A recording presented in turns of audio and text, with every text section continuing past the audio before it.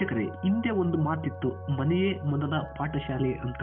ಆದ್ರೆ ಈಗ ಅದೆಲ್ಲ ಸುಳ್ಳು ಬಿಡಿ. ಯಾಕಂದ್ರೆ ಲಕ್ಷ ಲಕ್ಷ ಕೊಟ್ಟು ಕಳಿಸ್ತೇವಲ್ಲ ಸ್ಕೂಲ್ಗೆ, ಅವರೇ ಎಲ್ಲ ನೋಡ್ಕೊಂತಾರೆ. ಬೆಳಗ್ಗೆ 7 ಗಂಟೆಗೆ ಸ್ಪೆಷಲ್ ಕ್ಲಾಸು, ಮತ್ ನಾರ್ಮಲ್ ಕ್ಲಾಸು, ಮತ್ 5 ಗಂಟೆಗೆ ಟ್ಯೂಷನ್, ಎಲ್ಲದ್ರ ನಡುವೆ ಆಟ ಆಡೋದಕ್ಕೆ ಟೈಮ್ ಸಿಗೋದಿರ್ಲಿ, ಇದು ಮಲಿಕ್ಕನಕ್ಕಾದ್ರೂ ಕರೆಕ್ಟ್ ಆಗಿ ಟೈಮ್ ಸಿಗುತ್ತಾ ಇಲ್ಲ ಗೊತ್ತಿಲ್ಲ.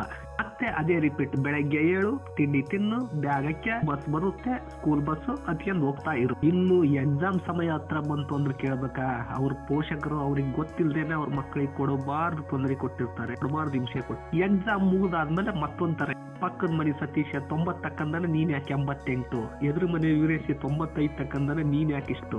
ಎದುರು ಮನೆ ಹುಡುಗಕ್ಕಿಂತ ನಮ್ಮ ಮನೆ ಹುಡುಗ 2-3% ಕಮ್ಮಿ ತಕ್ಕಂದ್ರೆ ಆ ಪೋಷಕರದ್ದು ನೋಡಬಾರ್ದು ರುದ್ರ ತಾಂಡವನ. ಆ ತರ ರುದ್ರ ತಾಂಡವ ಆಡ್ತಾರೆ, ಕೇವಲ 2-3% ಕಮ್ಮಿ ಇದ್ರು ಕೂಡ. ಎಲ್ಲ ಯೋಚನೆ ಮಾಡ್ತಿರ್ಬೇಕಾದ್ರೆ ಪ್ರಖ್ಯಾತ ವಿಜ್ಞಾನಿಯಾದ ಥಾಮಸ್ ಅಲ್ವಾ ಎಡಿಸನ್ ಬಗ್ಗೆ ಒಂದು ಸಣ್ಣ ಮಾಹಿತಿ ನನಗೆಲ್ಲೋ ಸಿಕ್ತು. ಅದನ್ನ ಈ ಚಾನಲ್ ಮೂಲಕ ಹೇಳಬೇಕು ಅಂತಂದು ಇವತ್ತು ಬಂದಿದ್ದೀನಿ. ಆ ವಿಡಿಯೋನ ತಪ್ಪದೆ ಕೊನೆವರೆಗೂ ನೋಡಿ. ಹಾಗೆ ಈ ವಿಡಿಯೋ ಇಷ್ಟ ಆಯ್ತು ಅಂದ್ರೆ ಚಾನಲ್ಗೆ ಸಬ್ಸ್ಕ್ರೈಬ್ ಆಗಿ, ಹಾಗೆ ಈ ವಿಡಿಯೋನ ನಿಮ್ಮ ಫ್ರೆಂಡ್ಸ್ ಫ್ಯಾಮಿಲಿಗೆ ಶೇರ್ ಮಾಡೋದನ್ನ ಮರಿಬೇಡಿ. ಥಾಮಸ್ ಅಲ್ವಾ ಎಡಿಸನ್ ಪ್ರಾಥಮಿಕ ಶಾಲೆಯಲ್ಲಿ ಕಲಿಯುತ್ತಿದ್ದಾಗ ಒಂದು ದಿನ ಅವರ ಮನೆಗೆ ಬಂದು ತನ್ನ ತಾಯಿಗೆ ಕಾಗದ ಪತ್ರವನ್ನು ಕೊಟ್ಟು ಶಿಕ್ಷಕರು ಕೊಟ್ಟಿದ್ದಾರೆ ಅಂತ ಹೇಳುತ್ತಾನೆ. ಆ ಪತ್ರವನ್ನು ಓದಿದ ತಾಯಿಗೆ ಕಣ್ಣೀರು ಉಕ್ಕಿ ಬರುತ್ತದೆ.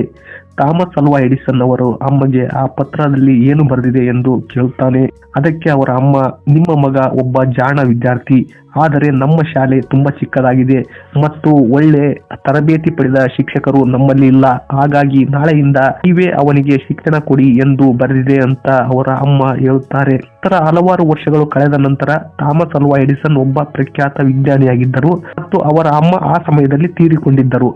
ಒಮ್ಮೆ ಮನೆಯ ಕಬೋರ್ಡ್ ನಲ್ಲಿ ಗುರುಗಳು ಅಂದುಕೊಟ್ಟ ಆ ಪತ್ರ ದೊರೆಯುತ್ತದೆ. ಅದರಲ್ಲಿ ಏನು ಬರೆದಿತ್ತೆಂದರೆ, ನಿಮ್ಮ ಮಗ ಮಾನಸಿಕವಾಗಿ ದುರ್ಬಲವಾಗಿದ್ದಾನೆ, ಇಂದ ಶಾಲೆಗೆ ಕಳುಹಿಸಬೇಡಿ ಎಂದು ಬರೆದಿತ್ತು. ಇದನ್ನು ಓದಿದ ಅವರ ಕಣ್ಣಲ್ಲಿ ನೀರು ಬಂತು. ಅವರ ತಾಯಿ ಹೇಗೆ ಸಾಧಾರಣ ಹುಡುಗನನ್ನು ಶ್ರೇಷ್ಠ ವಿಜ್ಞಾನಿಯನ್ನಾಗಿ ಮಾಡಿದರೆಂದು ತಮ್ಮ PK ಗ್ರೌಂಡ್ ಎಂಬ ಪುಸ್ತಕದಲ್ಲಿ ವಿವರಿಸಿದ್ದಾರೆ.